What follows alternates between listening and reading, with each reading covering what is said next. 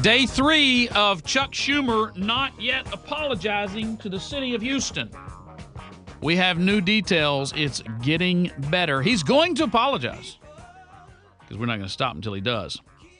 But our guest for the hour, and he'll round out the hour, is the Reverend Jesse Lee Peterson. I've posted all his contact information on our blog at michaelberry.com, where you can contact him, learn more about him. You tell us, Reverend Peterson, that 90 to 95% of blacks in America hate white people. That means, or does it mean, let me ask you that, that means that person cannot be objective on a jury? That means that person cannot be objective in the hiring of someone? That means that if that person is fired, they're going to assume that the person fired them purely on race? I mean, how does that hatred, that you call it, manifest itself? Well, first, thank you for posting my information on your site. I appreciate that. Yes, that's exactly what it means. When you're hateful like that, when you have anger, your ego will not allow you to see the right thing to do. It's like everything is like a payback to you. And so that's why those are good examples that you gave to show the resentment that black Americans are feeling toward white folks. I could give you a few more. Louis Farrakhan, for example, spoke recently at Howard University, and this is part of that radicalization of black Americans. And in that speech, Michael, he said that Obama was rejected by the mayor of Las Vegas, I believe, because the mayor refused to meet with Obama for other reasons. It had nothing to do with the color. But Louis Farrakhan said it was because the mayor see Barack Obama as a quote-unquote nigger president. Louis Farrakhan also defended Helen Thomas, the head of the White House press corps, who made those anti-Semitic remarks of the Jews. Remember that? And she got fired for that. Well, and they're having Netanyahu's coming to D.C., and they're having a Jew-hating gathering. Yes. And Helen Thomas has been pegged as the keynote speaker. It's frightening. Yeah, and he defended that. He also said that the Jews planned Dr. Martin Luther King Jr.'s assassination. And one other thing that he said the Muslims did not attack us on 9/11. They are innocent. And there is not one iota of an outcry about that from the dean of Howard University, a black college in Washington, D.C. You don't hear an outcry from the Christian communities about that at all, or their so-called leaders. But had it been the other way around, a white man was saying the same thing at a white college about black people, all hell would have broken loose.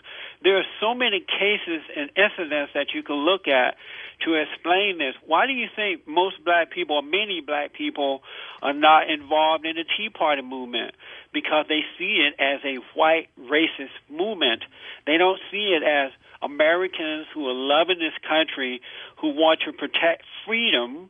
They could care less about Barack Obama's color because many of them voted for Barack Obama.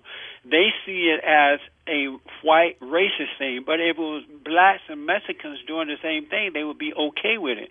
Now, if they didn't have that hatred in their hearts, they would be able to see clearly this is about country and freedom and not about color. But there's so many incidents that you can look at and see it if the people were to open their eyes and be honest about what they're looking at. All right. So, Reverend Jesse Lee Peterson, you are king for a week.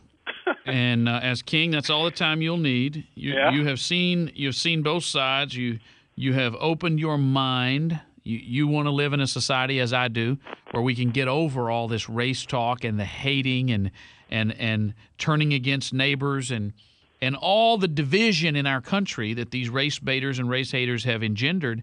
How do you fix it? You're king. Fix it.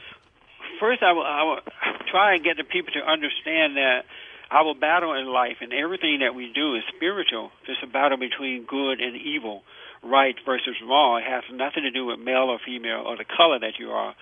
Then I would get them to examine themselves to overcome any bitterness that they have in their own hearts, whether it's against their parents or whomever may have violated their lives or against themselves. Because once they let that resentment go, they can see clear. And from that point forward, just speak the truth. You got to learn to speak the truth, but don't resent. Speak the truth, but don't overreact. And it's the truth that makes us free. There's no other way that we can be free unless we learn to love truth, live truth, and speak truth, but don't resent. That's how we overcome. And I guarantee you, even Dr. King talked about that. He said one day we would be judged by conscience of character, and that we would judge one another based on character and not color. Reverend Peterson, let me ask you this. Is there a change in I don't ever like to paint with such a broad brush. The media loves to do it, but is there a change in Black America in the way whites are perceived, in the way blacks are perceived, in the way the civil rights discussion, in the way living in America is perceived from the time of Martin Luther King? And if so, when and where did it happen? Very good question. And I write about this in my book, Scam, How the Black Leadership... By the way, I don't know who publishes your book, but you should be fired from your own publisher because that's the first time you've mentioned... You're supposed to... I had Andrew Breitbart on yesterday, and every so often he just kind of throws in there, in my book, Righteous Indignation. I tell you what, I will promote this book very hard for you, sir. I'm going to post it to michaelberry.com. I'm going to have you come in and do a reading.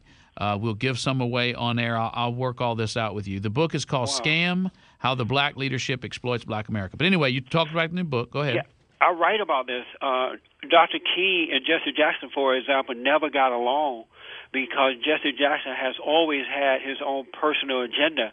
And Dr. King threw him out of the organization several times because of that.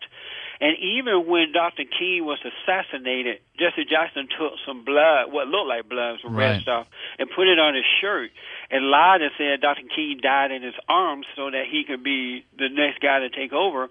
And when he was pressed by the media, he had to come back and admit that he had lied.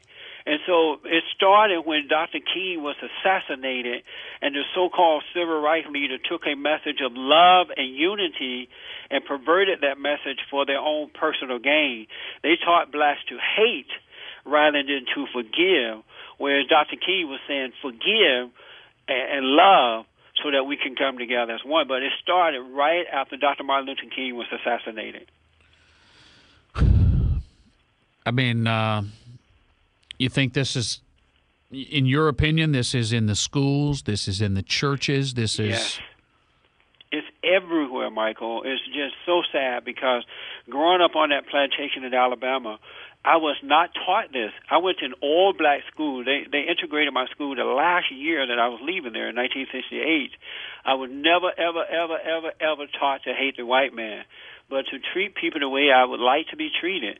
This happened after the Civil Rights Movement started, and because most white people are afraid, they're intimidated by this one word, racism, it has spread like wildfire. And until white Americans start standing up and telling the truth, it's only going to get worse instead of getting better. Just wait until the summer of this year and then next year during the election time. You have not seen the hatred that's in black Americans' heart. They want Barack Obama reelected. They're going to bring out the woodwork. You have not seen anything yet. It's going to get worse before getting better. All right. Reverend Jesse Lee Peterson, I don't know why you haven't been on with us before, but we will rectify that, and I will contact you off air. All his contact information and the name of his book, Scam, How the Black Leadership Exploits Black America, that's available at bookstores everywhere, presumably? Yes, it is. Amazon.com or any bookstore. Okay. I just want people to wake up. You know, I love this country. I love the freedom. I love to have respect for the Constitution. I love the family. This is a great nation, Michael, and I just don't see us allowing the people who are on the side of evil to take it away from us so easily. I mean, the folks are just laying down and letting this happen, and I don't think God is going to be happy with that. We got to stand up for this country and not be afraid. You said it, brother. You said it. I say it every day, but it's nice to hear someone else as radical as I am on the idea that we're going to have to get a little radical before we can get back to normalcy with regard to race relations in this country. Thank you, Pastor. We have no other choice. Thank you so much, Michael, for having me on. I appreciate it. The Reverend Jesse Lee Peterson. Find out more on the blog at michaelberry.com. Very interesting. Very interesting, thought-provoking stuff right there.